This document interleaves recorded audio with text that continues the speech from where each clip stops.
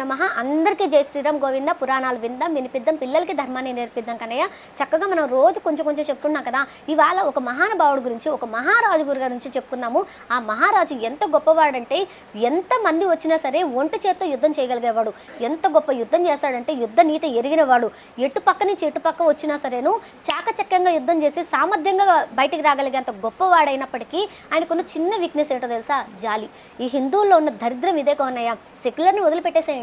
వాడేలాగో వాడు చావు వాడు చేస్తాడు కానీ హిందువుల్లో ఉన్న బలహీనత ఏంటంటే జాలి అనమాట ఎదుటి మనిషి దాసాంజని అనగానే వాడు వెన్నుపోటు పొడస్తాడు కట్టప్పలాగాని కూడా గుర్తుపెట్టుకో మనం మర్చిపోతాము పోనీలే ఆ సమయంలో మనకు క్షమాపణ అడిగాడు అంటే సగం వాడు చచ్చినట్టే కదా పోనీలే వదిలేద్దాం అని వదిలేసే ఒక గుణం ఉందే అది చాలా తప్పనమాట కొన్ని 28 సార్లు 27 సార్లు దండయాత్రకు వచ్చాడనమాట ఒక దౌర్భాగ్యపు మ్లేచ్చుడు ఎవరిపైకి పృథ్వీ మహారాజు దగ్గరికి ఆ 28 సార్లు యుద్ధంలో గొప్ప విజయాన్ని సాధించిన పృథ్వీ మహారాజు 28 సార్లు ప్రాణభిక్ష పెట్టి విడిచిపెట్టేశాడు ఒకనొకప్పుడు ఆ దౌర్భాగ్యుడు ఏం చేశాడు మనలో మనకే ఉంటారు కదా దౌర్భాగ్యులు డబ్బు కోసమో దేనికోసం లొంగిపోతారు కదా అలాంటి కొంతమంది ఎదవల్ని కోడేసుకొని పృథ్వీ మహారాజు గారిని వెన్నుపోటు పొడిచి చంపేసేద్దాం అనుకుని మొత్తం అంతా సన్నాహాలు సిద్ధం చేసేసి కానీ చంపేదానికన్నా ఇంత గొప్ప వాడిని నేను బందికాలంలో పెడతానని చెప్పేసి జై శ్రీరామ్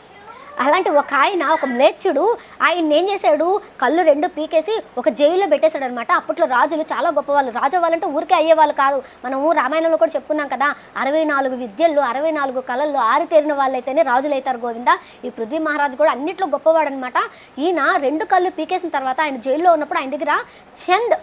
చాంద్ అని ఒక మంత్రి ఉండేవారు అనమాట గోవింద నాకు పెద్దగా ఐడియా ఏం లేదు నేను ఎప్పుడో చిన్నప్పుడు విన్నాను కానీ ఇప్పుడు పిల్లలకి చెప్తూ మీకు కూడా చెప్తున్నాను గోవింద అప్పుడు ఆయన ఏం చేశాడు చక్కగా ఈయన దగ్గరికి వచ్చేసి నేను మాకి స్నానం మసానికి ఒక మార్ అత్తరు కొడతాం తత్తరు కడతాం ఇదిగోండి గడ్డం ఇదిగోండి బొట్టు లేదు చక్కగా నేను కూడా మీ మతంలో చేరిపోయానని చెప్పగానే అప్పుడు ఆ లేచుడు ఏం చేస్తాడు ఓకే దంసప్ అని చెప్పేసి చేర్పించుకుంటారు అనమాట ఈయన ఏం చేస్తాడు ఒకరోజు తెలివిగా ఆ రాజుగారి దగ్గరికి వెళ్ళి పృథ్వీరాజు దగ్గరికి స్వామి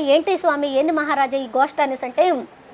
నువ్వు పని చేయి తెలివిగా ఎలాగైనా సరే వాడు చచ్చిన తర్వాతే నేను చేస్తాను నువ్వేం చేస్తావో చెయ్యి అనేసి అంటే అప్పుడు ఆయన ఏం చేస్తాడంటే ఆగండి అని చెప్పి ఒక ఉపాయాన్ని పన్ని అప్పుడు ఈయన దగ్గరికి వచ్చేసి మహారాజా మీరు ఈయనెందుకు ఈ పృథ్వీ మహారాజుని రోజు ఊరికే తిండి పెట్టి మేపుతున్నారు మీకు ఎంటర్టైన్మెంట్ కావాలి కదా ఆ ఎంటర్టైన్మెంట్ వాడి దగ్గర చాలా ఉంది అనేసి అంటే ఏముంది అనేసి అంటే అయ్యో రామ మీరు అంత చిన్న మాట అంటారు వాడికి కళ్ళు లేవు కాకపోయినా వాడు ఎక్కడైనా ఏదైనా శబ్దం వినిపిస్తే శబ్దబేరి విద్య వచ్చి వాడికి టక్కన కొడతాడు గురిగాను అనేసరికి అవునా సర్లే ఎంటర్టైన్మెంట్గా ఫీల్ అవుదాంలే తీసుకురండి అని చెప్పేసి అంటే తీసుకొస్తారు అప్పుడు ఆయన ఏమంటారు పృథ్వీ మహారాజు